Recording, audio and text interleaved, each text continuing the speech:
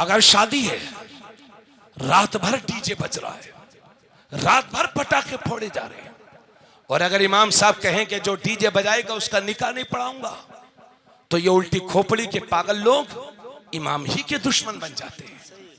मेरे अजीज, हमें अपने मुआशरे में सुधार करना होगा, और मुआशरे में सुधार सिर्फ उलमा की जिम्मेदारी नहीं है, आपकी भी जिम्मेदारी है।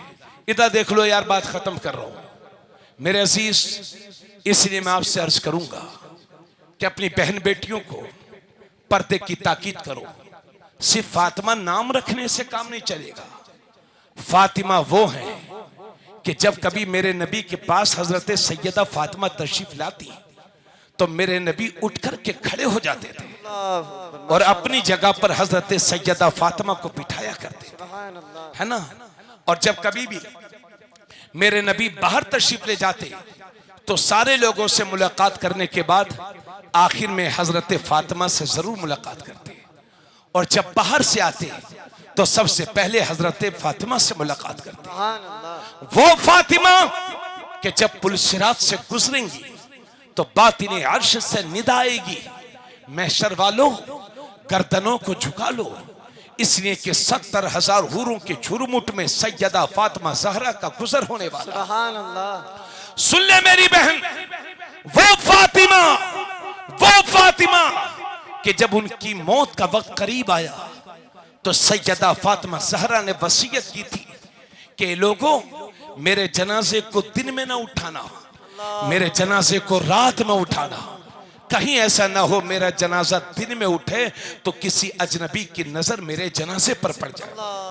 वो फातिमा, हदीस में पढ़ा गया है कि सैयदा फातिमा ज़हरा की चादर के पल्लू को भी कभी आसमान के सूरज और चांद ने नहीं देखा था।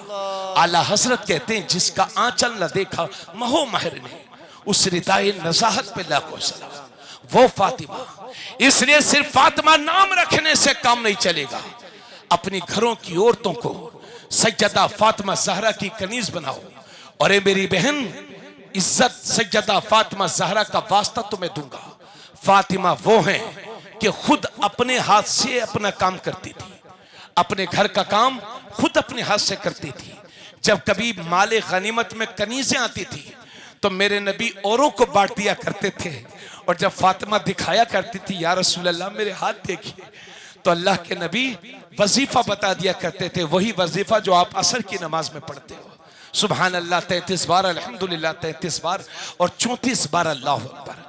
ये वही वजीफा है जो थकावट को दूर किया करता है। हजरत फातिमा को वजीफा बताया, चक्की चलाते चलाते हाथों में जख्म फट जाते थे, लेकिन फातिमा अपने हाथ से अपने घर की सफाई करती थी, अपने बच्चों का ख्याल रखती थी। इसलिए मैं कहना चाहूंगा, अभी हो क्या रहा है, अभी हमने इधर देखिए, अभी पिछले रमजान, अभी ये रमजान शरीफ जो गुजरा है, वो मेरठ की एक लड़की थी मुस्कान, जिसने अपने प्रेमी से मिलकर के अपने शोहर की हत्या कर दी, और उसके जिस्म के टुकड़े करने के बाद उसे ड्राम में मसाला लगा करके पैक कर दिया। आपने सुना है ना, उसके बाद से शोहरों की हत्या की बाढ़ आ गई है। आए दिन अखबार में पढ़ो, उधर देवरिया में शोहर ने, बीवी ने अपने आशिक का कत्ल करा दिया। अभी 1 महीने पहले एक सोनम नाम की एक लड़की थी, उसने चंद दिनों के बाद ही अपने अच्छे खासे शोहर को कत्ल करवा दिया। कितने हादसे हो रहे हैं, और अल्लाह का शुक्र है इस तरह के हादसे मुसलमानों में कम हो रहे हैं और गैर मुस्लिमों में ज्यादा हो रहे हैं।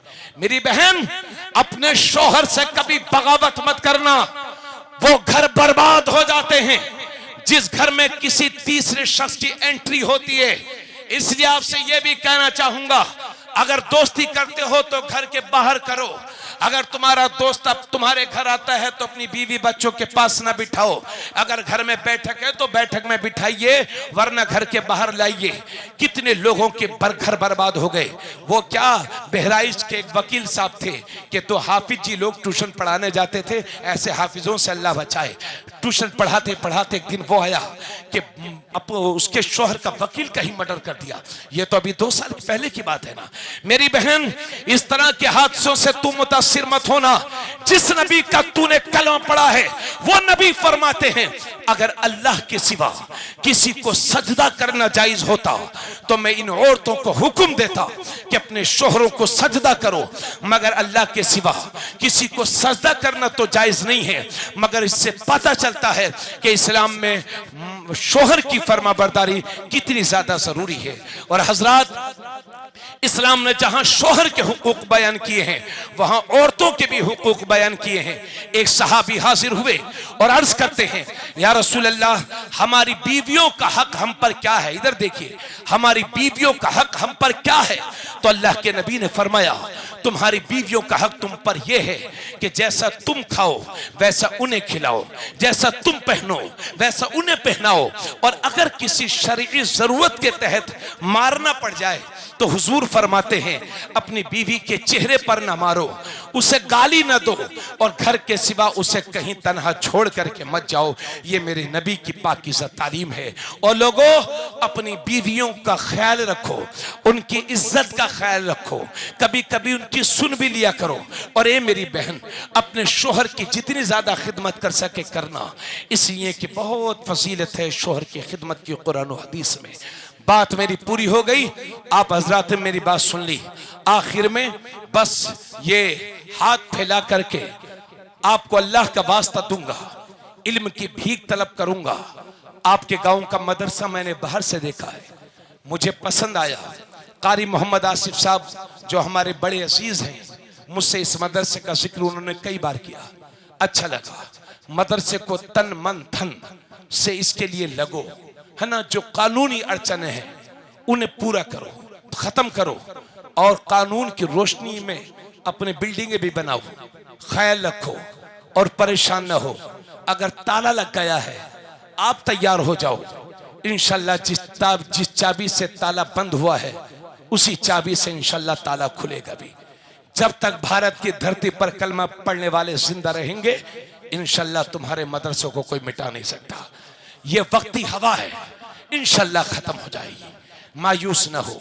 अलबत्ता इतना कहना चाहूंगा, अगर रमजान शरीफ में 2000 के कपड़े अपने लिए बनाते हो और 5000 के कपड़े बच्चों के लिए बनाते हो, तो कपड़ा ही समझ के 2-3 हजार रुपए मदरसे को दिया करो। अगर 500 देते हो तो 1000 दो, 1000 देते हो तो 2000 दो, 2000 देते हो तो 5000 दो। ये फीसद पढ़ना चाहिए और अपने मदरसों को तरक्की दो। और ये जो छोटे छोटे बच्चे घूम रहे हैं, पकड़ पकड़ करके इन्हें मदरसा भेजो, स्कूल में पढ़ाओ, मदरसों में पढ़ाओ। मैं बहुत सारी जगहों पर कह रहा हूं, ए लोगों, अगर इन हालात से मुकाबला करना चाहते हो तो शादियों को सस्ता करो और सुन्नतों के मुताबिक करो, और अपनी हैसियत से बढ़ करके अपने बच्चों को पढ़ाओ और लिखाओ। इसलिए कि आने वाला वक्त जिहालत का वक्त नहीं है, आने वाला वक्त इल्म का वक्त है। सत्ता की चाबियां उसी कौम के हाथ में होंगी जिस कौम के पास कलम और किताब की ताकत होगी। इसीलिए मैं अर्ज कर रहा हूं, अगर सोते रह गए तो दुनिया हमेशा के लिए तुम्हें सुला देगी। अगर आने वाले ताकतों का मुकाबला करना चाहते हो तो बेदार हो जाओ, फटे पुराने कपड़े पहन लो, सूखी रोटियां खा लो, मगर तुम्हारे बच्चे जाहिल ना रहने पाए। अपनी हैसियत से बढ़ करके अपने बच्चों को पढ़ाओ और लिखाओ।